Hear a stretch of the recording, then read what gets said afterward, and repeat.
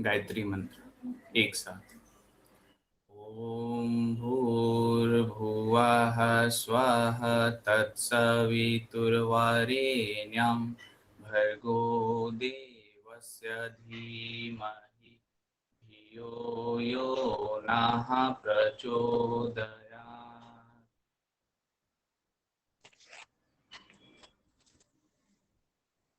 तो आइए हम लोग स्टार्ट करते हैं। सबसे पहले तो हमारी डेट शीट आ चुकी है और डेट शीट में जो इम्पोर्टेंट क्या है कि हमें अब उसके अकॉर्डिंग अपने सिलेबस को भी कंप्लीट करना है और सारी बातों को हमें करना है। तो थोड़ा हम लोग आराम से देखकर समझकर सारी चीज़ों को बेहतर तरीके से, सबसे इम्पोर्टेंट अभी क्या हो गया है कि हर टॉपिक को हम लोग ज़रूर स्टडी करें और उसके बारे में एक बेसिक नॉलेज जो हमारे अंदर होना चाहिए वो ज़रूर हमें मिल जाए। तो ये जैसे ही हमारे साथ होता है तो फिर हम आराम से यहाँ पर चीज़ों को आप तैयारी आपकी जो होगी जो बेहतर हो जाएगी।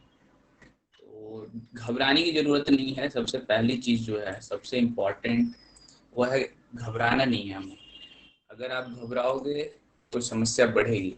तो जितनी जो तैयारी है 1 महीना बहुत ही कंफर्टेबल होती है। आप ऑलरेडी 5 से 6 टॉपिक कंप्लीट कर चुके हो और सबसे अच्छी बात है कि सारी चीज़ें रनिंग में है, यानी कि सभी चीज़ें अभी आपके माइंड से गुजरी हुई हैं। तो आप बहुत आराम से उन सभी चीज़ों को कर सकते हो और आराम से अच्छी रिजल्ट निकल के आ सकती है। आपको शायद पता नहीं है लेकिन आपकी प्रिपरेशन अच्छी चल रही है। कई बार हमें ही नहीं पता होता कि हमारी प्रिपरेशन अच्छी चल रही है या नहीं। तो आपकी प्रिपरेशन मैं बता दूं अच्छी चल रही है। आप क्वेश्चन भी सॉल्व कर रहे हो, सारी चीज़ें आपको समझ में आ रही हैं और 4 से 6-7 टॉपिक ऐसे हो चुके हैं जिस पे आप आराम से क्वेश्चन सॉल्व करने की स्थिति में आ चुके हो। तो डर देखिए हमेशा कुछ ना कुछ रहता ही है, चाहे आप कितनी भी तैयारी कर लें। तो डर से लेकिन ऊपर उठिए और आराम से नॉर्मल होकर जितना भी हो सके नॉर्मल रहिए और चीज़ों को बिल्कुल ही आराम से देखिए, सोचिए और उसमें फिर कोई ज़्यादा दिक्कत आपको समस्या नहीं आएगी। और अगर समस्या आती है तो हम लोग यहाँ पर हैं, हम लोग साथ में शेयर करेंगे, डिस्कस करेंगे उन चीज़ों को और भी बेहतर करने की कोशिश करेंगे। तो सबसे पहले हम लोग स्टार्ट करते हैं।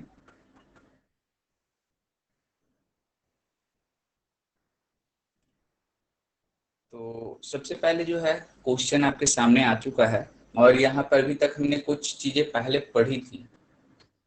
अच्छा एक मिनट, ट्रांजैक्शनल मॉडल ये हो गया था ये क्वेश्चन और ये हाँ, यहाँ पे जो अभी तक मैंने पहले पढ़ा था उसके बेसिस पे आपको इसमें बताना है कि कौन सा जो है 1 2 3 4 ऑप्शंस में कौन सा ऑप्शन सबसे बेस्ट है।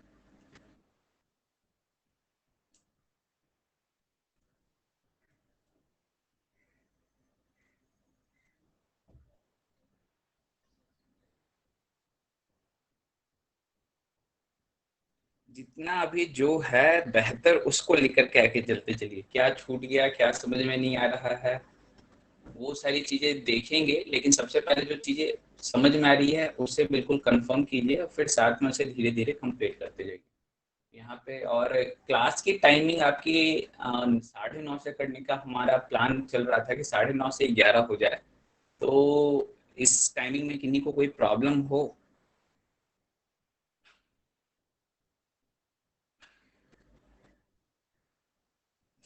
9:30 टू 11 ये टाइम ठीक है सभी लोग के लिए, ताकि हम लोग हाफ एन आवर ज़्यादा इस पर टाइम दे सकें।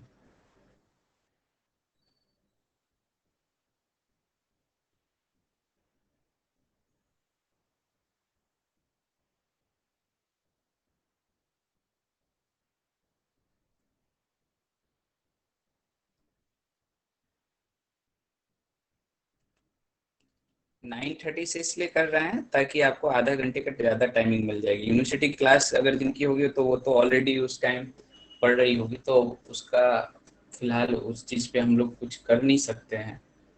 तो फिलहाल वो देखिए जो आराम से आधे घंटे आपको पहले आना है, तो मेरे ख्याल से जो आप आ रहे होंगे वो जरूर आ सकते हैं।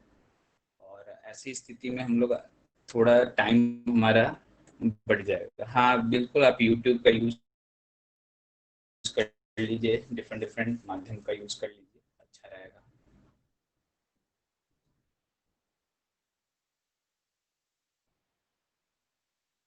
तो सबसे पहले हम लोग स्टार्ट पूछ क्या रहा है कि कम्युनिकेशन, लीनियर कम्युनिकेशन जो मॉडल होता है, जो कम्युनिकेशन आप एक जगह से दूसरी जगह भेज स्टूडेंट, तो उसमें किस तरीके से वो पूरा होता है। पहले किसका यूज होता है, पहले मैसेज बनता है या पहले इनकोड होता है या पहले सिंबल होता है। और सिंबल जो कि अभी हम लोग इस चीज को हम लोग अभी तक नहीं देखे हैं। सिंबल मैं आपको बेसिकली बता दूं कि सिंबल जो वर्ड है वो बेसिकली लैंग्वेज की जगह पे आता है। सिंबल हो गया या फिर साइन हो गया या फिर वर्ड हो गया, वो सारी चीजें जो रिप्रेजेंट करती हैं वो किस चीज को रिप्रेजेंट करती हैं, लैंग्वेज को रिप्रेजेंट करती हैं।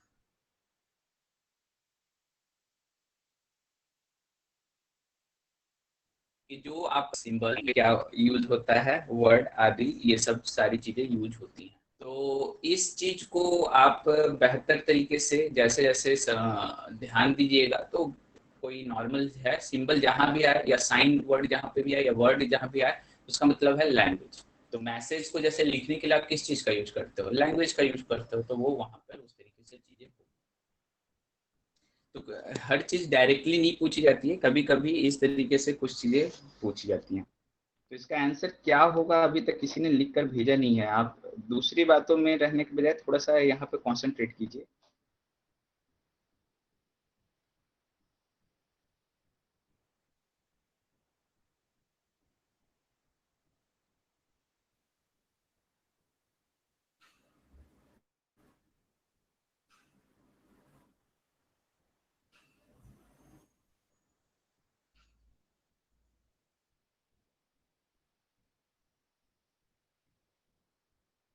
तो ये देखिए कम्युनिकेशन का कुछ पार्ट है ये केवल, और मेरे ख्याल से सभी लोग एक दूसरे से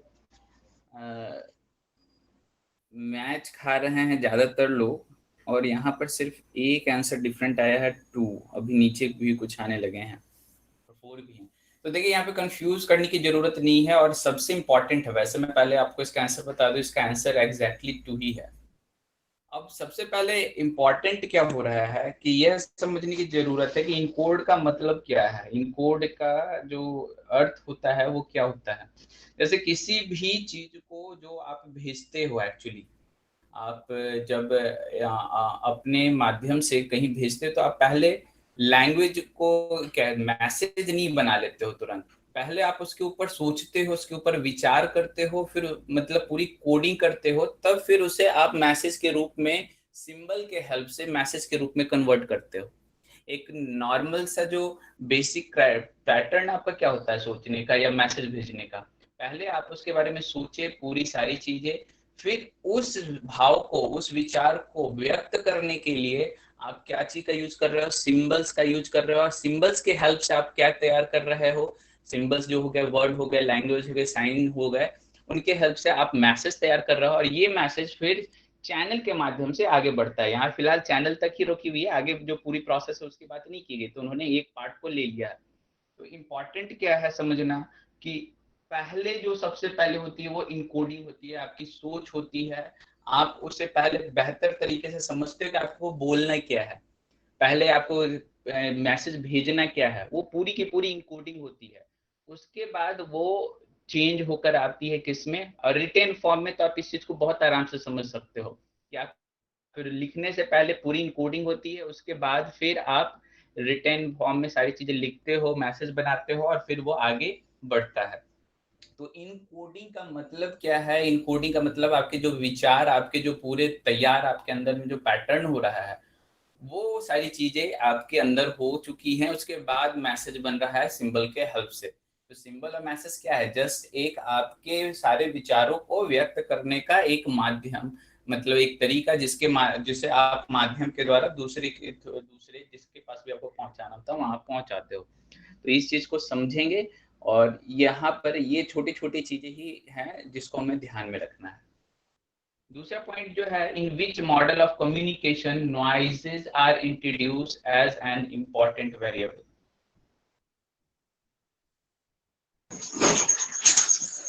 सर थोड़ा सा कंफ्यूजन हो रहा है सर। प्रणाम जी सर। जी कंप्यूटर प्रणाम। सिस्टम में ना हाँ बोलिए क्या इनकोडिंग के बाद कुछ नहीं किया जा सकता सर। इनकोडिंग करने के बाद सीधा डिकोड करने के बाद ही उस डेटा को समझा जा सकता है। इस नाम से इनकोडिंग पहले असंभव है सर। हाँ, तो इनकोडिंग पहले हम जो सिंबल यूज करेंगे, कंप्यूटर पहले का जो मैसेज। लैंग्वेज है ना, देखिए कंप्यूटर का जी जो जी। लैंग्वेज है, इनकोड का मतलब वहाँ पे जो बात की जाती है कि आप मैसेज को एनक्रिप्ट बनाएं करते हैं। फिर उसको इनक्रिप्ट करते हैं, इनकोड नहीं करते, इनक्रिप्ट करते हैं, यानी कि उसे सेव करते हैं, फिर उधर जो जाता है वो डिक्रिप्ट होता है। तो यहाँ पे इनकोड और इनक्रिप्ट में भी थोड़ा डिफरेंस है। यानी कहने का क्या मतलब है, इन कोड को इनक्रिप्ट से आप रिलेट मत कीजिए। इनक्रिप्टिंग की जाती है यानी कि उसमें कुछ ऐसा चीज लगाया जाता है जिससे कि वो मैसेज क्या रहे, सुरक्षित रहे। और यहाँ पर जो बात हो सर रही उसी है को इन इनकोडर और डिकोडर जो है ना, वो एक सिस्टम होता है, मशीन होता है, जिसके थ्रू वो लैंग्वेज को या फिर मैसेज को एनक्रिप्ट या डिक्रिप्ट किया जाता है। हाँ तो इस नाम से इनकोड वो मशीन है सर उसका, और उसका जो प्रोग्राम है वो इनकोडर और डिकोडर, इनकोडर डिकोडर मशीन है। देखिए इनकोडर डिकोडर जो मशीन है, तो इनकोड किसे कहा जा रहा है? इनकोड जो कहा जा रहा है वो आपको पूरी तरीके से उसे सही तरीके से आप बनाना है, यानी कि जो सिंबल है, जो मैसेज है, उसको सही तरीके से आप प्रारूप में डाल रहे हो। तो सबसे पहले वो पूरा प्रारूप आपके माइंड में आता है, तब जा करके वो आप क्या करते हो, कम्युनिकेशन करते हो, जो लीनियर कम्युनिकेशन के लिए उसे आगे बढ़ाते हो। तो उसका यूज जरूर किया जा रहा है सिंबल और मैसेज में, वहां पे आप थोड़े से कंफ्यूज उसके हेल्प से हो रहे हैं, लेकिन उससे पहले जो बात आ रही है उसके ऊपर पूरा विचार हो रहा है, तब जाकर ही आप सिंबल और मैसेज का यूज कर रहे हो। आप बिना विचार के सिंबल और मैसेज डायरेक्ट आया, उसके बाद फिर उस पर सोचा आपने, ऐसा कुछ नहीं हो रहा है। आपके पास स्टेटमेंट लिखा हुआ है, उसके बाद फिर आप सोच रहे हो और उसे मैसेज को भेजना है, ऐसा नहीं होता है। पहले आप सोचते हो, फिर उसे सिंबल मैसेज में कन्वर्ट करते हो, तब वो भेजा जाता है। तो उसमें फिर इनकोडिंग, वहां पे पूरी की पूरी प्रोसेस को ही वहां पे इनकोडिंग कहा गया है कि आप उसमें जो सारी चीजें से उससे बचाने के लिए जो भी सारी चीजें लगा रहे हो, वो पूरी चीजें सिंबल मैसेज सारी चीजें उसके अंदर आ गई। लेकिन इनकोडिंग का प्रोसेस सबसे पहले स्टार्ट होता है, यानी कि पहले वहां पे भी आप पहले सोचते हो कि आपको क्या भेजना है, क्या चीजें करनी है, और उसके बाद फिर आप मैसेज और सिंबल का यूज करते हुए, सिंबल का यूज करते हुए मैसेज बनाते हो, और फिर उस पर आप साथ में क्या करते हो, उसको सेव करने के लिए डाटा आप उनमें इंक्रिप्टिंग का कोई भी आइडिया साथ में ऐड कर देते हो, और उस पूरे प्रोसेस को फिर वहां इनकोडिंग कहा गया है। तो इस केस में क्या हो गया कि आप जो कर रहे हो वो पूरी पूरी इनकोडिंग है, इसलिए आपको कंफ्यूज हो रहा है कि पहले इनकोडिंग नहीं बाद में हो रहा है। तो इनकोडिंग वहां पे भी बाद में नहीं हो रहा है, पहले आप पूरी तरीके से सोच रहे हो, तब जाकर के सिंबल और मैसेज का वहां पे आपने यूज किया है। तो इस चीज को थोड़ा सा समझने की जरूरत है, वो आराम से। जी सर, ठीक है सर, बहुत बहुत धन्यवाद। धन्यवाद।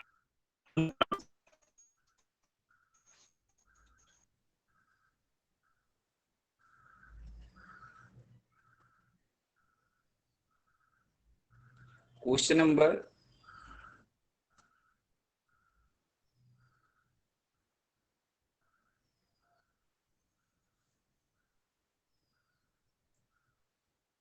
क्वेश्चन नंबर इसमें देखेंगे किस तरीके से, और ये हमने पढ़ा है। अभी हमने 3 तरह के मॉडल पढ़े थे, लीनियर मॉडल, और उसके साथ आपका यहाँ पे जो अदर मॉडल्स हैं, पार्टिसिपेटिव मॉडल, या फिर असर्टिव मॉडल, या फिर ट्रांजैक्शनल मॉडल, और लीनियर मॉडल। तो इसमें हमने ये दोनों पढ़ा था, और यही दोनों एक्चुअली मॉडल है। मॉडल में ये सब जो है वो केवल आपको कंफ्यूज करने के लिए है। ये मॉडल आपको कभी भी आंसर में जो भी करना है वो 3 मॉडल के बेसिस पे ही करना है। तो या तो लीनियर मॉडल होगा या ट्रांजैक्शनल मॉडल होगा। अब नॉइज का कहाँ पर इंट्रोड्यूस किया गया है? ट्रांजैक्शनल मॉडल में, क्योंकि ट्रांजैक्शनल मॉडल में हमने पढ़ा था कि जब लीनियर, सबसे पहला कौन सा मॉडल था हमारा? लीनियर मॉडल था, जो वन वे था। जब टू वे हमारा हो गया तो उसके बाद हमारा इंटरेक्टिव मॉडल आया, और जब इंटरेक्टिव मॉडल आने के बाद फिर उसमें नॉइज जब आ गया तो उसे ट्रांजैक्शनल मॉडल हमने कहा था। तो ये चीज का आपको ध्यान रखना है, और वहां से आपका ये चीजें जो होंगी वो निकल कर सामने आएंगी। तो यहाँ पर नॉइज को जो इंट्रोड्यूस किया गया है वो किस मॉडल में किया गया है? Transactional model of communication. Next point पे आते हैं।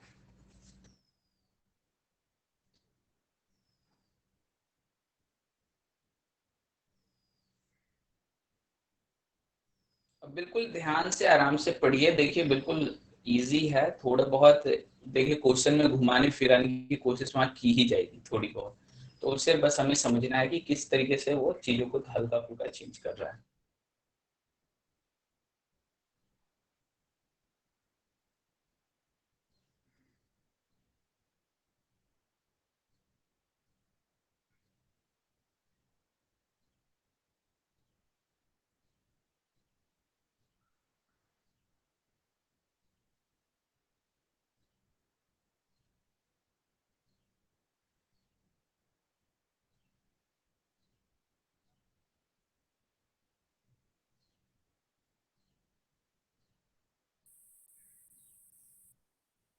तो यहाँ पर अगर हम लोग इस चीज को देखें, a university teacher makes a very effective expository presentation in his her class without caring of its effect on the students.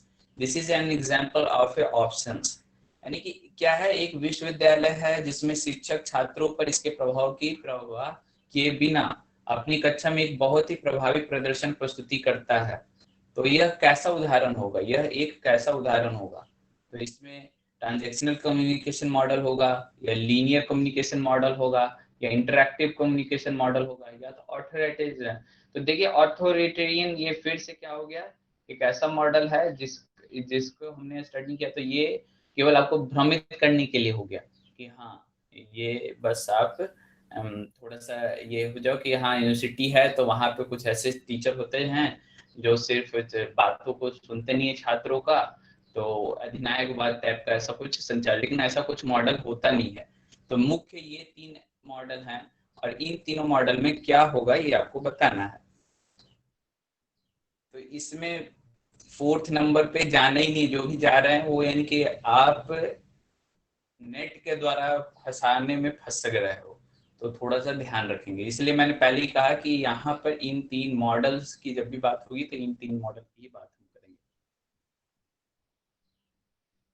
तो अब क्या है, प्रभाव की प्रवाह प्रवाह छात्रों पर इसके प्रभाव की प्रवाह किए बिना, यानी कि छात्रों के ऊपर क्या प्रभाव पड़ रहा है उनके प्रदर्शनी का, उसका कोई प्रवाह वो नहीं कर रहे हैं, और सीधा वो सिर्फ प्रस्तुत करते जा रहे हैं। तो इसका मतलब इंटरैक्टिव क्या होता है, इंटरैक्टिव होता है जब आपको उधर से भी मिले और इधर से भी मिले। तो इसका मतलब ये वन वे कम्युनिकेशन टाइप से चल रहा है, और वन वे कम्युनिकेशन का मतलब ही क्या होता है, हमारा लीनियर कम्युनिकेशन मॉडल। तो यहाँ पर पूरी तरीके से आप लीनियर कम्युनिकेशन मॉडल है। अगर स्टूडेंट पर प्रभाव पड़ना को का वो परवाह कर रहा है, तो इसका मतलब क्या, नहीं परवाह करने का मतलब स्टूडेंट चाहे कोई भी रिएक्शन दे रहा हो उससे कोई मतलब नहीं उसको, बस उसको अपना देते जाना है, देते जाना, देते जाना। और अगर परवाह कर रहा है, इसका मतलब जो स्टूडेंट की तरफ से फेशियल एक्सप्रेशन, बहुत सारी चीजें होते हैं जिसके माध्यम से वो अपने कि मुझे समझ में नहीं आ रहा है, या बहुत सारी चीजें, या फिर कोई कहीं और बात करने लगा, ये सारी चीजें अगर हो रही हैं तो उसके अकॉर्डिंग वह अपने सारी चीजों को जो होती है प्रदर्शनी को चेंज कर लेता है, या फिर उनसे क्वेश्चन पूछ लेता है कि आपको समझ में आ रहा है या नहीं आ रहा। तो इस तरह की कोई भी चीज नहीं हो रही है, परवाह नहीं करने का मतलब वह उन चीजों पे बिल्कुल ही ध्यान नहीं दे रहा, बस उसका एक ही टारगेट है कि मुझे मेरे प्रदर्शनी को कंप्लीट करनी है। तो इसे किसे आप कहोगे, linear communication model, one way communication.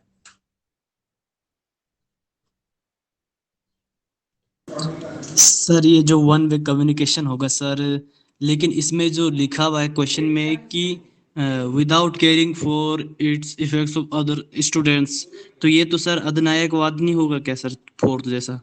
मैं इसलिए तो आपको बोला कि ये हम इस तरीके का कोई कम्युनिकेशन मॉडल होता ही नहीं है। ये सिर्फ इसलिए ही अच्छा दिया सर, गया है ताकि आपको फंसाया जा सके, समझ रहे हैं आप? तो इसका एग्जैक्ट आंसर क्या होगा सर फिर? Exact answer second. 3 ही तरीके के मॉडल सेकंड। की जब बात की जाएगी तो 3 ही तरीके के मॉडल की बात की जाएगी, और उसी में ओके, आपका thank you sir. Thank you.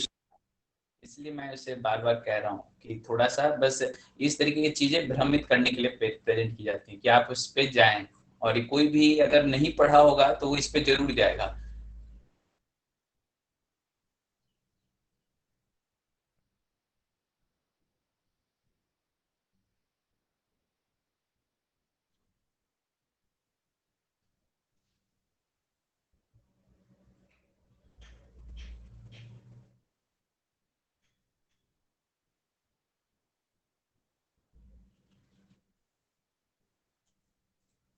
और अभी आप सही तरीके से इस तरीके से ही करते रहोगे तो देखना आपका आधा से ज्यादा क्वेश्चन का आंसर आप ऑटोमेटिक करोगे, क्योंकि आप बिल्कुल रनिंग फेज में चल रहे हो, आपके माइंड में चीजें चल रही हैं। बहुत ही शानदार तरीके से आपका एग्जाम जाएगा, बस डरना नहीं है, डरोगे तो फिर समय खराब करोगे। बिल्कुल आराम से, इवन पहले से ज्यादा खुश रहो और किसी भी चीज को लेकर परेशान मत हो, बिल्कुल आराम से करो, हो जाएगा।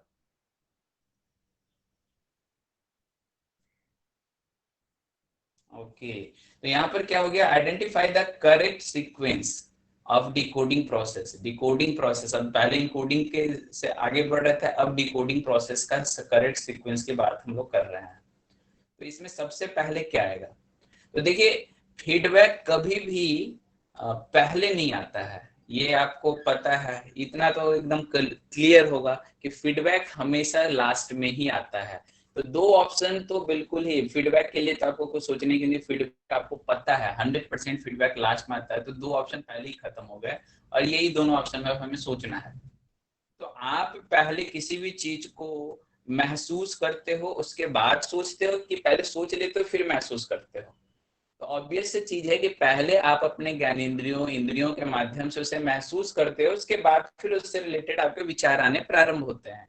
तो ये सारी चीजें क्या होगी कि सबसे पहले आपका सेंसरी इन्वॉल्वमेंट होता है, फिर आप उसे इंटरप्रेट करके इवेल्युएट करते हो, और उसके बाद फिर फीडबैक की प्रोसेस होती है। यानी कि जो भी कुछ आपके पास भेजा गया है, पहले उसमें आप क्या करोगे, सेंसरी इन्वॉल्वमेंट होगा, फिर उसका इंटरप्रेट करोगे, फिर उसको इवेल्युएट करोगे, फिर आप उसको फीडबैक के रूप में वापस दोगे जिसके पास भी देना है।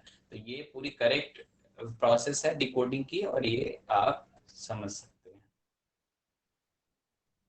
अब जैसे हमने टाइप ऑफ कम्युनिकेशन की बात की थी, तो अब उससे रिलेटेड है, तो ये थोड़ा सा उसके बारे में फिर से लिख दिया है। जो वर्बल है वो ओरल और रिटन होता है, ये आपको पता है। नॉन वर्बल में कई तरीके के हमने पढ़े थे, लेकिन उसमें मुख्य रूप से 4 इनसे ही पूछा जाता है, तो ये मुख्य रूप से आप ध्यान में रख सकते हो। और सारी चीजें भी ध्यान जरूर रखना, लेकिन मुख्य रूप से बॉडी लैंग्वेज का यूज आप कर रहे हो, तो उसके लिए विशेष टर्म क्या है, इंपॉर्टेंट टर्म काइनेसिक्स, यानी कि बॉडी लैंग्वेज के द्वारा आप कम्युनिकेशन कर रहे हो। तो इवन कभी कभी हम बिना जाने अनजाने में भी बॉडी लैंग्वेज द्वारा कम्युनिकेशन करते हैं, तो वो भी काइनेसिक्स में आ जाएगा। यानी बॉडी लैंग्वेज का कहीं पे भी बात आया कि बॉडी लैंग्वेज से कम्युनिकेशन हो रहा है, तो वो आपका काइनेसिक्स में आ जाएगा। डिस्टेंस, यानी कि आप किसी के नजदीक आना फिर उससे दूर जाना, यानी कि उस तरीके के चीजों से आप अगर अपने भावों को बताने की कोशिश कर रहे हो, जैसे कि कोई प्राइम मिनिस्टर आ गया, तो आप अचानक से उसके नजदीक नहीं जाओगे, आप उससे दूर रहोगे। क्यों? आप ये बताना चाह रहे हो कि अभी जो है वो वैसा, मतलब उतना मैं खुला हुआ नहीं हूँ उस व्यक्ति से कि मैं उससे तुरंत चला जाऊँ। अगर आप किसी के पास तुरंत जा रहे हो, तो इसका मतलब है आप उसके साथ पहले से आपका रिलेशन अच्छा बना हुआ है और आप उसे जानते पहचानते हो, इसलिए उसके पास तुरंत जा रहे हो। तो ये डिस्टेंस, या फिर आप अगर किसी से खफा हो तो थोड़ी डिस्टेंस मेंटेन करके रखते हो, बड़े ही अच्छा फील कर रहे होते हो तो डिस्टेंस कम हो जाते हैं। यानी कि अच्छा फ्रेंड कोई मिल गया तो बहुत अच्छे से साथ साथ चल रहे हैं। तो इस तरीके की चीजें, यानी कि डिस्टेंस भी आपको क्या करता है, आपके इन चीजों को नॉन वर्बल कम्युनिकेशन में यूज किया जाता है, जिसे प्रॉक्सिमिक्स कहते हैं। टच का हमने बात किया था, हैप्टिक्स, और वॉइस का पैरा लैंग्वेज। पैरा लैंग्वेज क्या हो गया, वॉइस का, जैसे इंटोनेशन, और जैसे किसी भी चीज को इंटोनेशन में जो चेंजेस हो रहे हैं, किसी चीज को कोई चीज आपको समझाने की कोशिश की जा रही है, तो इंटोनेशन का बहुत यूज होता है कि किसी चीज को धीमा से बोलना। जैसे कि आप किसी को ध्यान करवा रहे हो, तो बड़े ही आराम से धीरे धीरे आप उसे बाद में, जैसे ही ध्यान की फेज में वो जाते हैं, आपकी आवाज क्या हो जाती है, धीमी हो जाती है। जब आपको बहुत हार्ड एक्सरसाइज करना होता है, तो आपकी आवाज ऑटोमेटिक क्या हो जाती है, तेज हो जाती है। यानी कि ये जो पिच हाई लो आप कर रहे हो, और उसके हिसाब से सामने कम्युनिकेशन पहुंचता है कि अगर लो चल रहा है तो उस हिसाब से वो भी रेडी रहते हैं कि हाँ ये ध्यान की प्रोसेस में हम जा रहे हैं। और आप बहुत रिग्रेस एक्सरसाइज कर रहे हो, बहुत धीमा धीमा बोल रहे हो, करवा रहे हो और बहुत धीमा बोल रहे हो, तो बोलेगा यार ये मजेदार नहीं है, क्योंकि उसमें उसको मिल ही नहीं रहा है वो फोर्स की वो करे। तो इसका मतलब यहाँ पे भी नॉन वर्बल कम्युनिकेशन हो रहा है। आप अपने आवाज के इंटोनेशन को अप एंड पिच को अप एंड हाई करके आप इन चीजों को यूज कर सकते हो, तो ये पैरा लैंग्वेज में आ जाता है।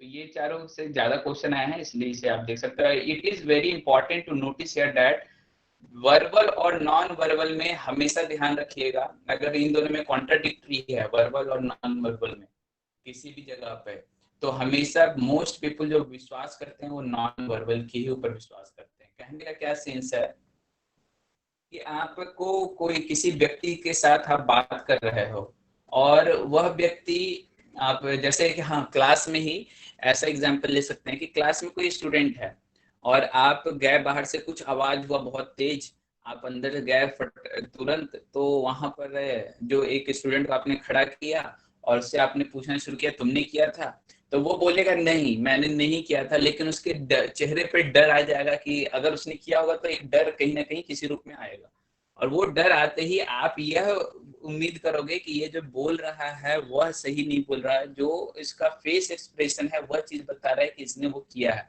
तो इसलिए कहा जाता है कि आंखें जो होती हैं, हमारा चेहरा जो एक्सप्रेशन होता है, वह हमारे अंदर को, हमारे जो वाणी है उसके रिस्पेक्ट में ज्यादा बेहतर हमें व्यक्त करता है।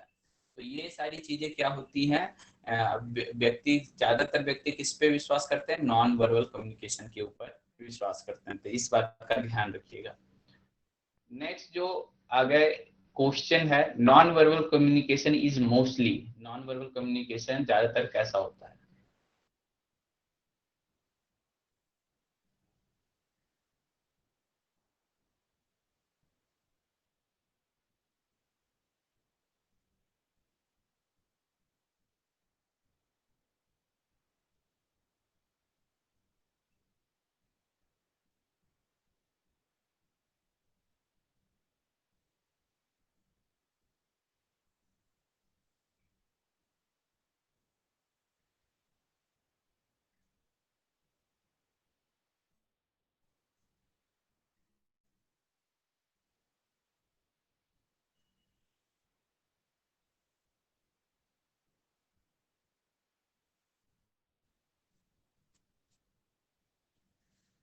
तो ये बिल्कुल, ये ऑप्शन यहाँ पे चेंज हो गया है, 3 4, ये नीचे आ जाएगा, ये ऊपर, लेकिन नंबर सही लिखा हुआ है तो उससे आप समझ सकते हैं।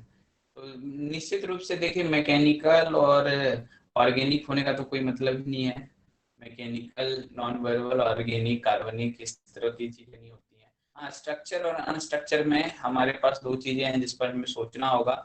तो आपको पता है कि नॉन वर्बल है तो स्ट्रक्चर्ड नहीं होते हैं, स्ट्रक्चर्ड जो होते हैं वो वर्बल, जैसे रिटेन, ये सारी चीजें हम लोग कर रहे हैं तो वो स्ट्रक्चर फॉर्म होता है। तो नॉन वर्बल जो कम्युनिकेशन होता है वो क्या होता है, अनस्ट्रक्चर्ड ही होता है। तो इसमें मेरे ख्याल से आपको किसी तरीके का समस्या नहीं होना चाहिए। फोर्थ नंबर जो कार्बनिक बोल रहे हैं, कार्बनिक का मतलब होता है वो कुछ, जो कार्बनिक, जो आप कहते हैं ऑर्गेनिक कंपाउंड, ये सारी चीजें, यहाँ पर कार्बनिक से कोई मतलब ही नहीं है, तो कंफ्यूज मत कीजिएगा। और दूसरा जो है स्ट्रक्चर नहीं है, स्ट्रक्चर्ड नहीं होते हैं ये। स्ट्रक्चर्ड, आप उसे स्ट्रक्चर वे में लाने की कोशिश करते हो, समझने की कोशिश करते हो, लेकिन ये होते अनस्ट्रक्चर्ड हैं, तो ये हमेशा ध्यान रखेंगे।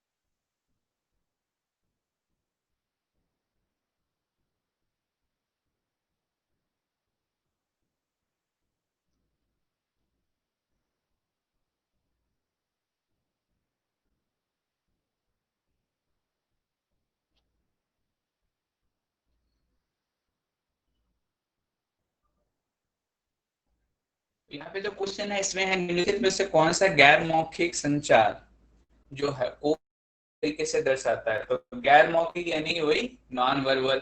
नॉन वर्बल को कौन सा चीजें दर्शा रहा है सबसे बेस्ट तरीके से? तो चलिए बढ़िया है, इसका आंसर सभी लोगों ने बढ़िया दिया है, बिल्कुल सही है। जो instructions written on question paper, तो ये नॉन वर्बल तो हुआ नहीं। Learner attending on online classes, तो ये इसमें नॉन वर्बल का कोई मतलब ही नहीं है। यहाँ पे तो वर्बल और नॉन वर्बल दोनों का ही यूज होता है। तो following signifies non verbal communication in an essential way, मुख्य रूप से नॉन वर्बल होना चाहिए। तो ये नॉन वर्बल नहीं होते, मुख्य रूप से वर्बल होते हैं।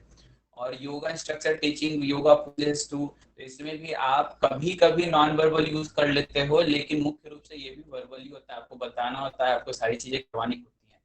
तो ये चीजें जो है मुख्य रूप से the dress code followed by an individual, dress code जो क्या फॉलो किया गया है किसी के द्वारा, उसके माध्यम से आप उसके बारे में जान जाते हो, या बहुत सारी चीजें आपको उसके बारे में जानकारी समझ में आ जाती है। जैसे धोती कुर्ता पहना हुआ है या फिर टोपी पहने हुए है, तो इस तरीके से आप उसके डिफरेंट डिफरेंट किस चीज को, किस थॉट को मानने वाला वो व्यक्ति है, बहुत सारी चीजें उससे समझ में आ जाती हैं। तो ड्रेस कोड, या फिर आप पार्टी में जा रहे हो तो जैसे आप जैकेट पहने हो, या फिर आप फॉर्मल ड्रेस पहने हुए हो, या फिर आप क्या चीजें हैं उसके बेसिस पे बताया जा सकता है कि आप किस चीज से रिलेटेड वर्क करने वाले हो, या क्या आपका थॉट हो सकता है। ये सारी चीजें ज्यादा बेहतर बताई जा सकती हैं। तो ये मुख्य रूप से ये जो है वो किसमें आएगा, नॉन वर्बल, यानी बिना कुछ बोले आप तक बहुत सारी नॉलेज पहुंच रही है, तो वो इसलिए क्या आ जाएगी, नॉन वर्बल।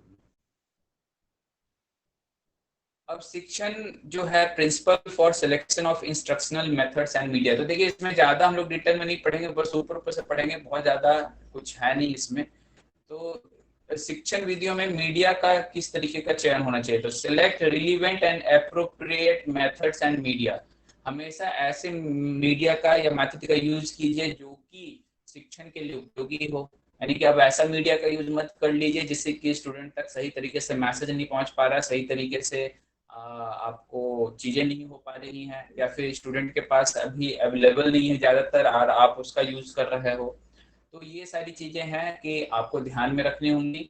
तो जो रिलेवेंट भी होना चाहिए और एप्रोप्रिएट भी होना चाहिए, दोनों चीजें इंपॉर्टेंट है। रिलेवेंट होने के साथ साथ एप्रोप्रिएट भी है या नहीं है, तो इसके हिसाब से आपको करना है। Use variety of methods and media, हमेशा आपको नए नए मेथड को आपको सामने में लाते रहना चाहिए, जिससे क्या होती है, निरस्ता खत्म होती है और स्टूडेंट का मन बेहतर लगता है। तो नई नई चीजें लाने से हमेशा इंटरेस्ट हमारा बढ़ता है।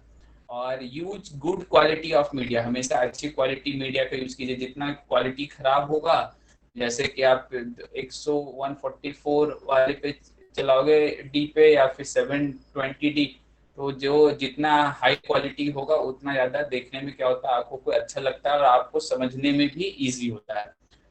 Integration of different media, different different media का आप यूज कीजिए और उन सारी चीजों के हेल्प से आप उन्हें पढ़ाइए। तो नॉर्मल चीजें हैं, आप इसे समझ सकते हो बहुत आराम से। और principle for creating conductive learning environment, यानी कि एक अच्छा अनुकूल शिक्षण वातावरण बनाने के लिए आपको क्या करना चाहिए, क्या प्रिंसिपल है, तो limited number of students in the class. अब अनलिमिटेड स्टूडेंट हो जाएंगे तो आप किसी भी स्टूडेंट से ना तो कुछ रिव्यू ले पाओगे, ना सारी ले पाओगे। कारण क्या होता है कि उसमें आप इतने क्वेश्चंस आएंगे जिसका कोई लिमिट नहीं है। तो लिमिटेड नंबर ऑफ स्टूडेंट होने इंपॉर्टेंट है, इससे आप हर एक स्टूडेंट पर प्रॉपर ध्यान भी दे पाते हो। प्रॉपर सिटिंग अरेंजमेंट इन दी क्लास, ये स्पेशली क्लासरूम की बात हो रही है कि क्लासरूम में अगर आप पढ़ा रहे हो बच्चों को, तो वहां पर जो सिटिंग होनी चाहिए उनकी, वो प्रॉपर तरीके से होना चाहिए। ऐसा नहीं कि किसी बेंच पे 2-3 बैठ गए, किसी बेंच पे एक ही बैठा हुआ है, तो इस तरीके से वो इरेगुलर या अव्यवस्थित लगता है, तो वहां पर कभी भी पढ़ाने में आपको मजा नहीं आएगा। हमेशा अगर प्रॉपर जितना अरेंजमेंट होता है उतने बेहतर तरीके से टीचर भी पढ़ाता है, उतने बेहतर तरीके से स्टूडेंट समझ भी पाते हैं। स्टेबलाइजिंग रैपोर्ट एंड कोऑर्डिनेशन, यानी कि आप अच्छे तरीके से उनसे सामंजस्य बैठाइए। जो टीचर है जितना अच्छे से सामंजस्य बैठाता है उनके साथ, उतना ही आसान होता है स्टूडेंट को समझने के लिए।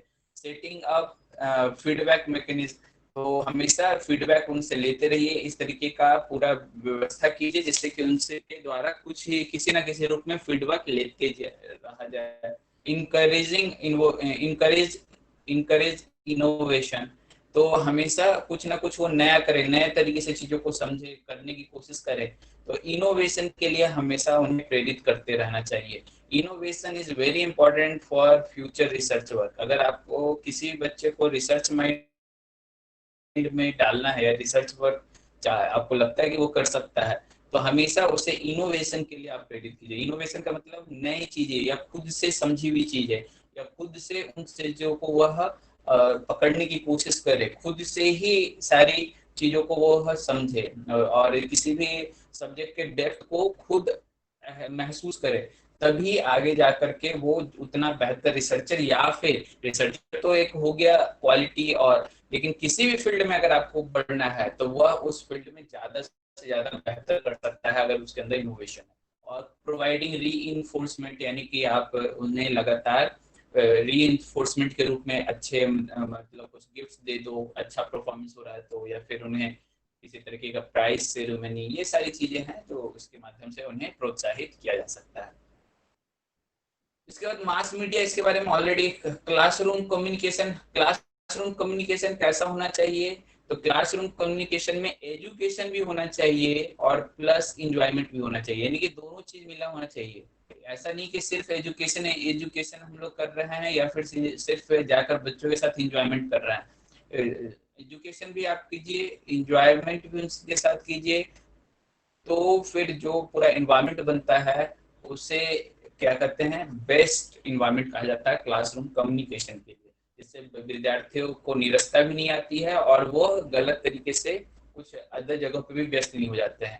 तो दोनों ही चीजों का बहुत ही इम्पोर्टेंस है, एजुकेशन एंड एंजॉयमेंट। और इन दोनों को कंबाइंड रूप से कौन सा वर्ड हम लोग कहते हैं तभी आपके सामने आएगा फ्यूचर में। तो मास मीडिया एंड सोसाइटी, ये कैसे है? तो पहले तो कॉन्सेप्ट ऑफ सोसाइटी तो ये आप पढ़ लेना कि सेम तरीके के लोग जब समूह बना करके रहते हैं, आपस में एक दूसरे में हेल्प होती है, एक दूसरे के बीच विचारों का प्रवाह होता है, थॉट एक दूसरे से जाती है एक से दूसरे में, यानी ये पूरा जो प्रक्रिया चलता है मानवीय, मानव ज्यादातर सोशल ही होता है। तो मानवीय जो क्रियाकलाप होते हैं उसमें एक दूसरे का हेल्प करना, उससे सामाजिक सुरक्षा आदि और आचरण, ये सारी चीजों का आपको पूरा एक फैसिलिटी मिल जाती है। तो ये सारी चीजें किसके अंतर्गत आती हैं कि ये पूरा ही ये क्या कहला रहा है, सोसाइटी, एक समाज में रहने का ये चीजें हैं। और सोसाइटी पूरे समाज, डिफरेंट डिफरेंट जो भी सोसाइटी हैं, उस पूरे सोसाइटी में किसी मीडिया के थ्रू हर लोग तक, यानी कि वहां पे हो सकता है कोई किसी थॉट को मानने वाला हो, कोई किसी और थॉट को मानने वाला हो, तो उन सभी तक किसी मीडिया के थ्रू उन सभी तक किसी नॉलेज को पहुंचाना, किसी संदेश को पहुंचाना, तो ये क्या हो गया, मास मीडिया। तो ये आपको हमने पहले भी बात कर रखा है। और इसमें जैसे मास कम्युनिकेशन जो है इसके अंतर्गत आता है। मास कम्युनिकेशन क्या होता है? जिसके माध्यम से जनसंचार, जिसके माध्यम से सभी लोगों तक, बड़े समूह तक, भीड़ तक, जनता तक हम अपने बात को पहुंचा पाते हैं। तो इसका माध्यम क्या क्या हो सकता है? रेडियो, सिनेमा, समाचार पत्र, किताबें, और प्रेजेंट टाइम में तो जितने ऑनलाइन सिस्टम्स हैं, ज्यादातर सारे चीजों का यूज मास कम्युनिकेशन के लिए किया जा रहा है। वही है कि अगर आप उसका यूज मास कम्युनिकेशन के लिए कर रहे हैं तो मास कम्युनिकेशन हो जाएगा, अगर आप उसका यूज एक लिमिटेड पीपल के लिए कर रहे हो तो वो ग्रुप कम्युनिकेशन हो जाएगा। तो डिपेंड करता है सिचुएशन टू सिचुएशन।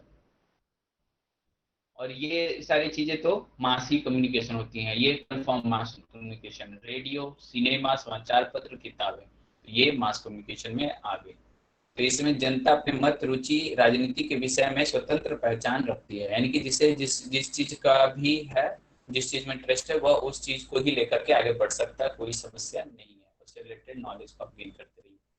विशेषताएं क्या है? फीडबैक कभी तुरंत नहीं मिलती हैं, सार्वजनिक होता है, कोई भी चीज जो बोला जाता है वो किसी से छुपा नहीं होता है, प्राप्तकर्ता के बीच कोई सीधा संबंध नहीं होता है, औपचारिक संगठन की आवश्यकता होती है, कोई ऐसा जो या तो मास मीडिया को संभाल रहा हो या फिर आप न्यूज चैनल्स लीजिए, ये सब किसी का आपको आवश्यकता होता है, तभी आप इस चीजों को कर पाते हो। और ढेर सारे द्वारपाल काम करते हैं। द्वारपाल ढेर सारे काम करने का मतलब क्या है? इसका मतलब ये है कि आप जो बोल रहे हो मान लीजिए कि आप बोल रहे हो और कुछ का कुछ बोले जा रहे हो, उसका कोई रियलिटी से ज्यादा कुछ संबंध नहीं है, तो वहाँ के लिए कुछ क्या किया गया है, ऐसे कानून ऐसे रूल्स रखे गए हैं कि आप कोई अपने मन से कुछ भी कहीं भी किसी भी तरीके का बातें ना करें, उसमें एक लिमिटेशन हो, उसमें एक मतलब समाज के लिए बेहतरी हो, ये सारी चीज का ध्यान हो। तो इसके लिए काफी सारे मतलब आपको ये कहते हैं द्वारपाल रखे गए। तो ये मेनली वही चीज है जो चिकर्स जो होते हैं, जो देखने वाले ये इन चीजों का ध्यान रखने वाले। तो उसमें आपको डिफरेंट डिफरेंट जो भी चीजें हैं जो उसका ध्यान रख रही है, वो सभी इसके अंतर्गत आ जाएंगी। इसमें सूचना देना, शिक्षित करना, मनोरंजन करना, निगरानी करना, निगरानी ये हो गया, एजेंडा तय तय करना, एजेंडा इसके हेल्प से तय करते हैं, और विचार विमर्श के लिए मंच उपलब्ध कराना।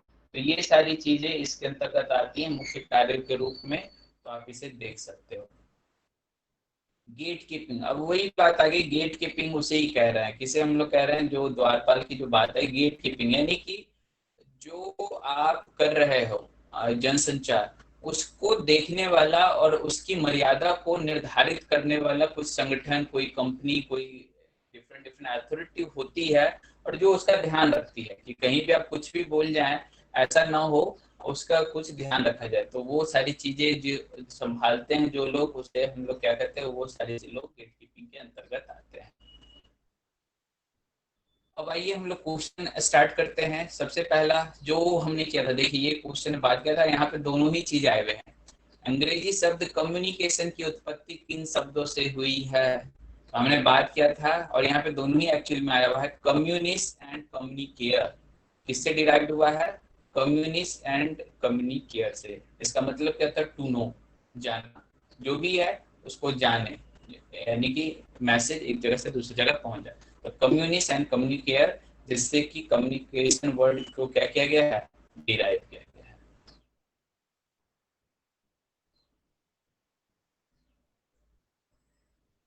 दूसरा हम लोग आते हैं, आत्मा और पूर्वजों से बातचीत करने को क्या कहते हैं। इसका आंसर आप लोग दिए। आत्माओं और पूर्वजों से बातचीत करने को क्या कहेंगे हम लोग, कोई बात किए हैं क्या कभी?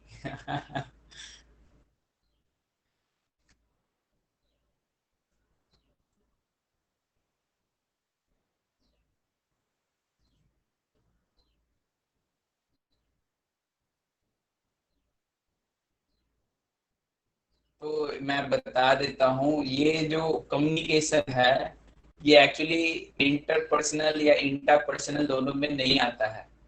इंटर ये जो होता है वो क्या होता है, इंट्रापर्सनल, ये एक्चुअली इंट्रापर्सनल है। इंट्रापर्सनल जो है वो किस चीज को करता है, और इंटरपर्सनल वो किस चीज को करता है, तो ये थोड़ा सा ध्यान रखेंगे। इंटरपर्सनल यानी कि आप दो लोगों से बात कर रहे हैं, यानी कि आप किसी और से बात कर रहे हो सामने से, तो ये इंटरपर्सनल में आता है। खुद से बात करते हैं, खुद से चीजें हैं, तो वो इंट्रापर्सनल आती है। लेकिन आत्माओं और पूर्वजों से बातचीत करने को इन दोनों में किसी में नहीं रखा गया है।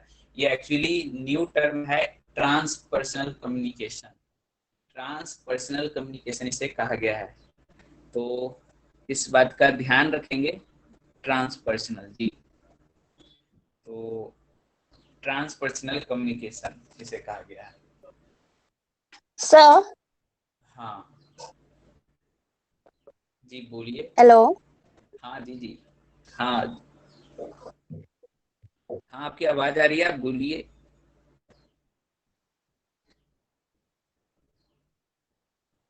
ओके, तो ये बेसिकली क्या है, ट्रांस मतलब पर्सनल क्या हो गया, एक आदमी दूसरे आदमी से बात कर रहा है तो वो पर्सनल हो गया, यानी कि पर्सन, एक पर्सन दूसरे पर्सन से बात कर रहा है। और जब आप एक पर्सन जो है अपनी सेम आइडेंटिटी वाले लोगों से आप बात कर रहा है। अब ट्रांस का मतलब क्या हो गया कि जो आपकी वो है आदमी, लेकिन वो आदमी रूप में प्रेजेंट नहीं है, वो एनर्जी के फॉर्म में प्रेजेंट है, तो यानी कि एक दूसरा माध्यम हो गया, तो इसलिए उसे ट्रांसपर्सनल के इसमें रखा गया है। तो इसके बेसिस पे ही, नाम के बेसिस पे आप इसे समझ सकते हैं। ये ट्रांसपर्सनल कम्युनिकेशन है। नेक्स्ट है organisational communication can be equated with, और तो ये तो आंसर आपको हाईलाइटेड है। ऑर्गेनाइजेशनल कम्युनिकेशन जो भी होते हैं, ऑर्गेनाइजेशन में जो कम्युनिकेशन होता है तो वो क्या होता है, ग्रुप कम्युनिकेशन होता है। तो ऑर्गेनाइजेशन में जो होते हैं उसे ग्रुप कम्युनिकेशन कहा गया, ऑर्गेनाइजेशनल कम्युनिकेशन। हेलो सर, नमस्ते। हाँ जी नमस्ते। एक्चुअली सर मुझे आपकी आवाज नहीं आ रही, तो क्या ये आज का टॉपिक मुझे यूट्यूब पे मिल जाएगा? आवाज नहीं आ रही है, ये शायद मिल जाएगा, अभी सभी दिनों के हो रहे हैं तो आपको मिल जाना चाहिए, कुछ टाइम लगेगा फिर मिल जाएगा सर।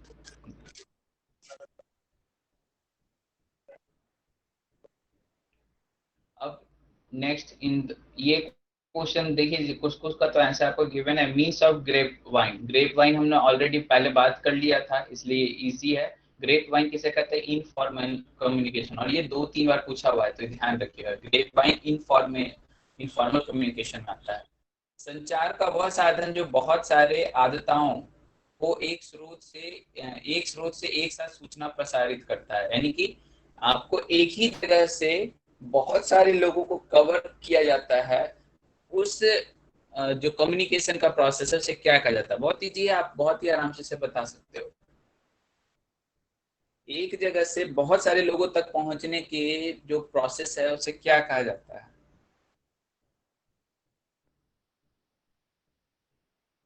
देखिए, समूह संप्रेषण का मतलब होता है ग्रुप कम्युनिकेशन, और यहाँ पर बहुत सारे लोगों का बात किया जा रहा है, बहुत सारे लोग, यानी कि ये फिक्स संख्या नहीं है, तो इसका थोड़ा सा ध्यान रखेंगे। वहां पे क्या हो जाएगा, जनसंख्या, यानी कि आपका कोई संख्या जो है वो डिफाइंड नहीं है कि इतने ही लोगों तक हमें जाना है।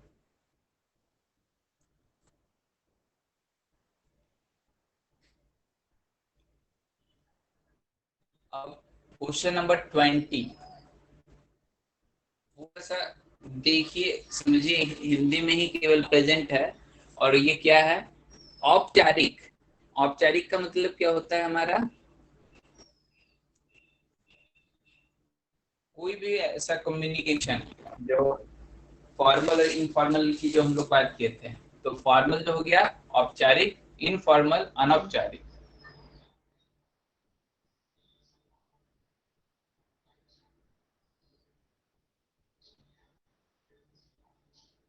तो यहाँ पे सबसे पहले क्या कहा जाता है कि औपचारिक जो कम्युनिकेशन होता है वह त्वरित और लचीला होना चाहिए, यानी कि कम्युनिकेशन तुरंत होना चाहिए और बहुत ही लचीला होना चाहिए।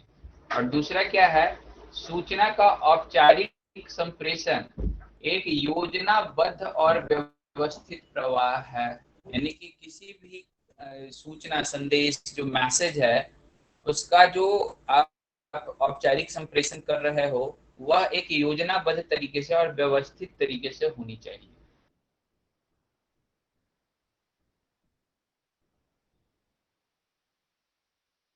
तो इसका आंसर क्या होगा,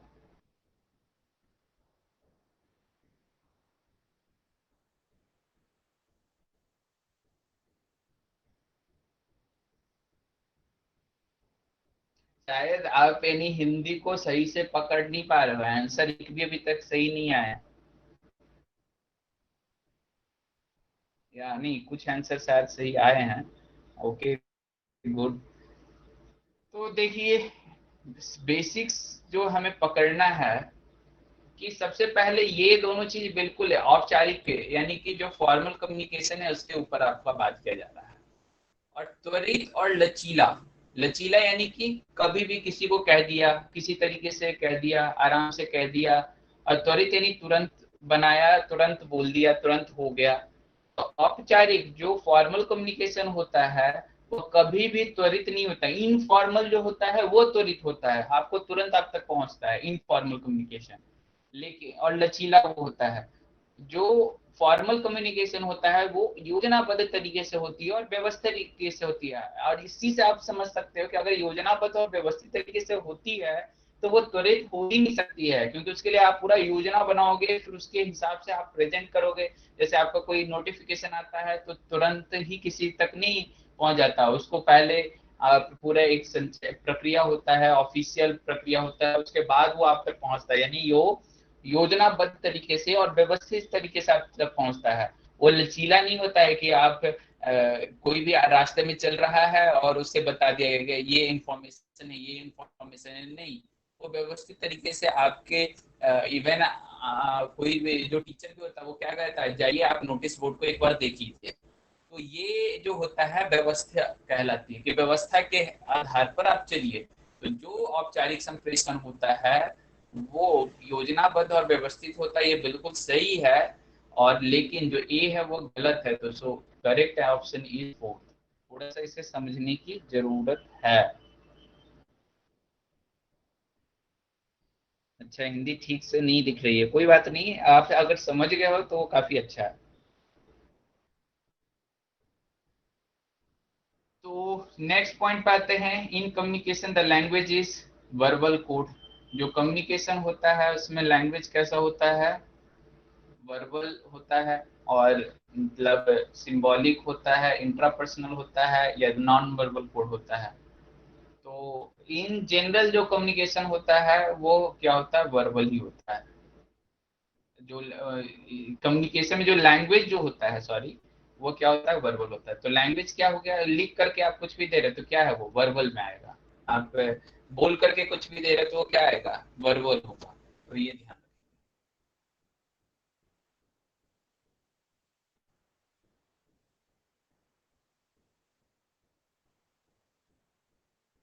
अब ये चीज, इनका आंसर आपके सामने गिवन है, लेकिन आप उसे समझ जाइए। एस्पेक्ट्स ऑफ वॉइस, यानी कि वॉइस को आप चेंज कर रहे हो, उसके इंटोनेशन और ये सारी चीजों को आप बदल रहे हो, उसके पिच को आप बदल रहे हो, उसी को कहा जाता है aspects of voice.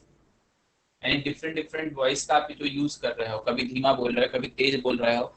Other than the speech are known as. तो स्पीच में जो डिफरेंट डिफरेंट टाइप का वॉइस का यूज किया जाता है, उसे किस लैंग्वेज में, उससे कौन लैंग्वेज कहा जाता है। तो जो वॉइस का ऊपर नीचे करना पैरा लैंग्वेज कहलाता है।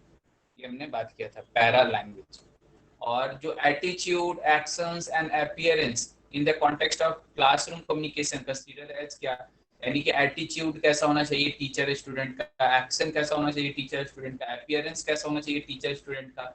तो ये सारी चीजें किसके अंतर्गत आ जाएंगी क्लासरूम कम्युनिकेशन में, नॉन वर्बल। तो ये इजी है, आप आराम से इन चीजों को समझ सकते हो। और इसमें बस ये भी ध्यान रखिए, अदर ऑप्शन को भी जरूर पढ़िए। इम्पर्सनल या इस तरीके, इरेशनल, इस तरीके से आपको ऑप्शन दिए जाएंगे, आपको इसमें बहना नहीं है, आपको कंफ्यूज नहीं होना इनके हेल्प से। इसलिए यहाँ जैसे डिलीवरी लैंग्वेज या पर्सनल लैंग्वेज, फिजिकल लैंग्वेज, तो इसमें कंफ्यूज ना हो।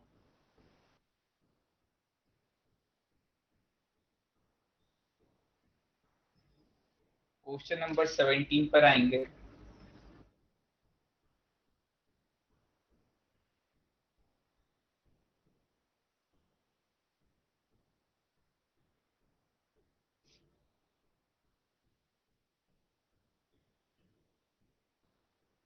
जो एस्पेक्ट्स ऑफ वॉइस का मतलब ये है कि हम कोई भी वॉइस का अगर हम लोग यूज कर रहे हैं, यानी कि डिफरेंट डिफरेंट टाइप के वॉइस का यूज कर रहे हैं, तो वो पैरा लैंग्वेज में आता है। यानी कि आप कभी तेज बोल रहे हो, कभी आप धीमा बोल रहे हो, यानी कि आप जो सामने जनता है या जिसे भी आप बोल रहे हो, उसको मन लगाने के लिए, उसका बेहतर आपकी तरफ अट्रैक्शन हो, आपके बात में वो पूरी तरीके से खोया रहे, इसके लिए जो आपका स्पीकर होता है वो इन चीजों का यूज करता है। जैसे होता है कभी कभी बोलते बोलते अचानक से धीमा बोलना, या फिर डरने वाली चीज है तो अचानक से डरने वाली टाइप का आवाज निकालना। तो ये सारी चीजें उसके अकॉर्डिंग ही आप उतना बेहतर उसके स्पीच को समझ पाते हो। तो ये सारी चीजें किस में आती हैं, पैरा लैंग्वेज में आती हैं।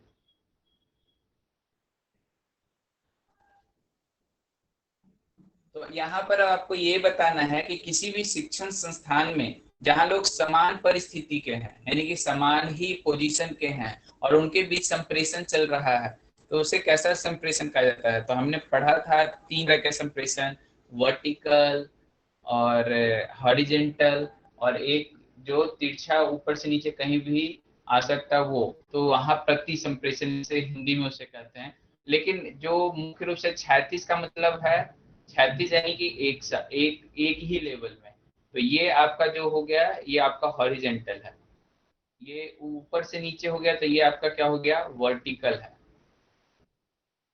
प्रति का मतलब कि ऊपर से नीचे कोई किससे भी बात कर रहा है, यानी कि जो आपका क्या नाम उसके कहा गया था, जो आप स्लाइड कर सकते हो, या फिर इसका स्पेशल नाम मेरे माइंड से निकल रहा है, इसका नाम रखा गया,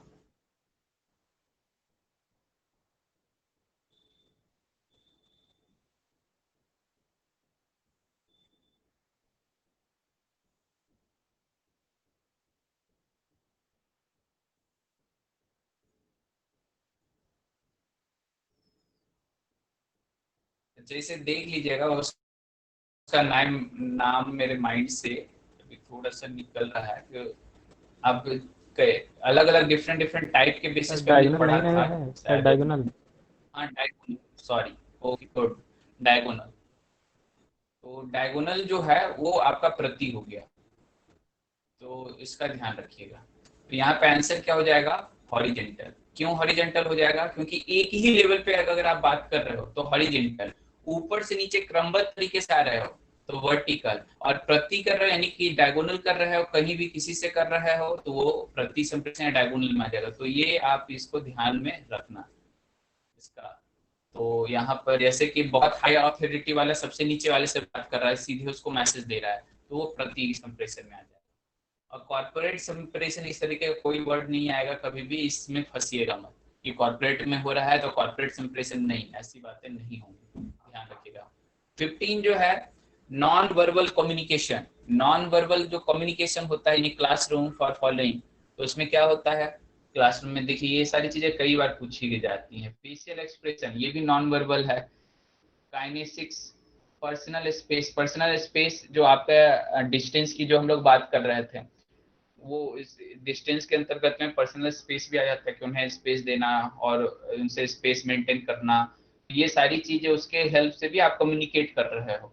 एक टीचर एक स्टूडेंट के बीच एक स्पेस हमेशा मेंटेन रहता है, तो वो स्पेस मेंटेन करना टीचर का भी काम होता है और स्टूडेंट का भी काम होता है। तो ये सारी चीजें भी नॉन वर्बल कम्युनिकेशन के अंतर्गत आता है, तो ये चीजें ध्यान में रखिएगा। अब question number 25,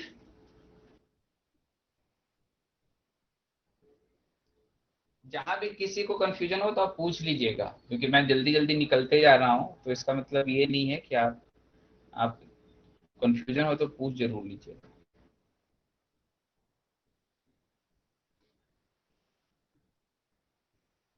non verbal communication is considered as non verbal. तो नॉन वर्बल यानी कि वर्बल का आप यूज नहीं कर रहे हो तो फॉर्मल तो होने का चांस ही नहीं है। फॉर्मल में क्या होता है, रिटेन और ये सारी चीजें होती है, तो ये क्या आ जाएगी, कल्चर फ्री और प्रिसाइज, ये सारी बातें नहीं होंगी। मेनली कम्युनिकेशन फॉर्मल या इनफॉर्मल में उसको आप डिवाइड कीजिए तो वो इनफॉर्मल कम्युनिकेशन के अंतर्गत आएगा जो भी नॉन वर्बल है। ये dance of the honey B, ये क्वेश्चन बड़ा अच्छा है और आंसर जबकि इसका लिखा हुआ है, इसमें क्या है, the dance of the honey bee conveying to other bees, यानी एक मक्खी जो है मधुमक्खी, वो नाच करके दूसरे मक्खियों को क्या कर रही है, nectar will be found is an example. तो जहां पर है वहां पे अब मैसेज जो कन्वे कर रही है कि भैया फूल मिल गया और अब खुश रहो, ये सारी चीजें, कुछ भी चीजें जो वो कन्वे कर रही है डांस करके, तो वो किसका एग्जाम्पल होगा, तो वो अपने ही ग्रुप में करेगी ना, वो मास कम्युनिकेशन नहीं कर रही है, वो हर मक्खी तक नहीं पहुंचा रही है, या उसके पास कोई बेचारे उन लोग के पास तो मास कम्युनिकेशन का कोई मीडियम भी नहीं है। तो वो क्या कर रहे हैं, अपने पूरे ग्रुप को क्या कर रहे हैं, उस नॉलेज को बता रहे हैं, और चाहे नाच करके बताए, गा करके बताए, जो भी हो, तो ये कुछ यूज किए जाते हैं वर्ड ताकि थोड़ा सा इसे कहते हैं इंटरेस्टिंग बनाना कॉन्सेप्ट को। तो ये सारी चीजें हैं, और आगे चल के इस तरीके की चीजें थोड़े से आपको भी एग्जाम देते देते आपका माइंड क्या होता है, थोड़ा रिलैक्स हो जाता है, इस तरीके की बात है, क्योंकि आप ऑलरेडी बड़े टेंशन में रहते हैं कि यार पता नहीं क्या है, हो रहा है या नहीं हो रहा है। तो ये सारी चीजें होनी चाहिए, अच्छा क्वेश्चन इसे कहा जाता है। तो इसका हो गया इनफॉर्मल और इसका तो आंसर 2 है ही आपके सामने। अच्छा, ये आंसर छिपा नहीं, बाद बाकी से ठीक है, कोई बात नहीं, आपके सामने आ गया है, आप इसे लेकिन समझिए। सबसे पहले तो 25 नंबर क्वेश्चन पे आते हैं। Which of the following is a function of mass media? Mass media का कौन सा फंक्शन है?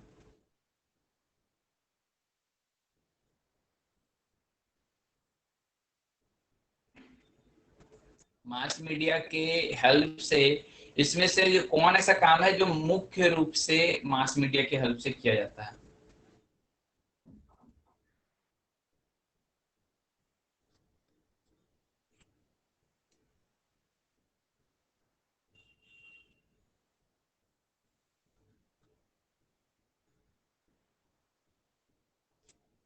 यहाँ पे अलग अलग विचार बहुत हैं, आएंगे, मुझे उम्मीद है।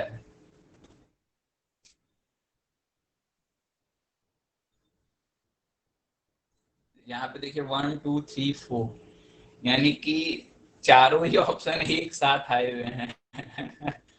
यानी एक साथ 4 3 1 2 लगातार, मतलब थोड़ा सा असेंडिंग ऑर्डर में प्रॉब्लम आया, नहीं तो ये अच्छे असेंडिंग ऑर्डर में आपने आंसर दिया था। Sorry, descending order.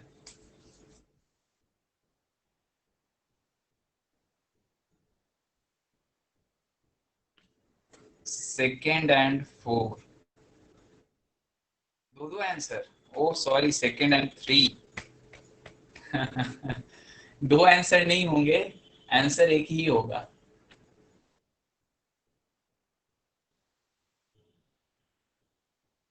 चलिए, आपको कंफ्यूज होता देख करके भी बड़ा अलग ही टाइप से मजा आता है कि आप किस तरीके से सोच रहे होगे। ये भी सोचने में आता है कि किन पॉइंट पर आपका फोकस है, ये सारी चीजें समझ में आती हैं। तो जो इम्पोर्टेंट बात क्या है कि which of the following, mass media से जो हम करते हैं, चीजों को दे रहे हैं, तो उसमें सबसे ज्यादा इम्पोर्टेंट क्या है, ये सोचिए। Stabilise the share market. आप कभी ऐसा, आज तक आप ये मेरे को बताओ कि शेयर मार्केट को स्टेबलाइज करने के लिए कितनी बार मास मीडिया पे कुछ आया है काम? हाँ, ये जरूर बता देते हैं कि शेयर मार्केट स्टेबलाइज है या नहीं है, लेकिन स्टेबलाइज करने के लिए उसके ऊपर कुछ आता है तो ऐसा मास मीडिया का जनरली ऐसा कोई यूज नहीं किया जाता है। उसका अपना एक पैनल होता है, वो पैनल आपस में डिस्कस करते हैं और वो शेयर मार्केट को स्टेबल करते हैं। आपको तो उसके बारे में कुछ पता भी नहीं होता, तो आप उसमें कोई इवन आपको जो, अगर आप उसके जानकार नहीं है तो आप उसमें कुछ हेल्प नहीं कर सकते होंगे, तो वो आपके सामने लेकर ही क्यों आएंगे? दूसरी बात हो गई to help judiciary take its decision. तो कभी ऐसा होता है क्या? ये तो कभी भी नहीं होगा, ये पॉसिबल ही नहीं है। नहीं तो पता चला जनता जनार्दन ने जो बोल दिया बस वही आपका क्या हो जाएगा, आंसर हो जाएगा, वही डिसीजन हो जाएगा। तो ऐसा होता है तो आज हमारे 25 लाखों में जो केस पेंडिंग पड़े हुए हैं वो कभी नहीं संभव थे। वो पेंडिंग नहीं होता, वो कब का समाप्त हो जाता है। To formulate national policies. National policies को बनाने के लिए मतलब आप मास मीडिया के ऊपर करेंगे क्या? उसे बताने के लिए कर सकते हैं, लेकिन जो फॉर्मुलेट है वो तो कभी नहीं करेंगे। उसे बनाने के लिए नेशनल पॉलिसीज को, वो तो उसके लिए जो उसके जानकार हैं, जो उसके एक्चुअल लोग हैं, वो केवल करेंगे। तो थोड़ा सा ध्यान रखिए ये क्या कहा जा रहा है।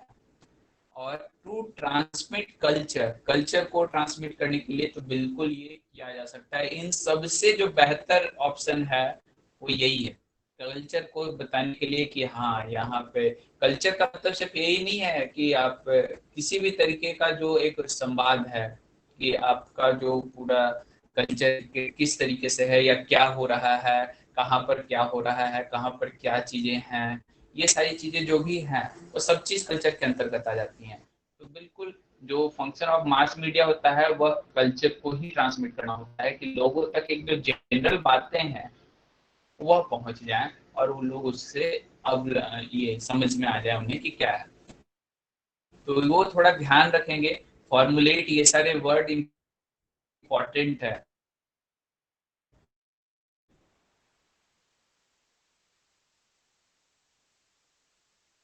और स्टेबलाइज, तो इसका मतलब थोड़ा सा समझिएगा, उसके हिसाब से आप कर पाओगे। शेयर मार्केट के बारे का दोनों में डिफरेंस है।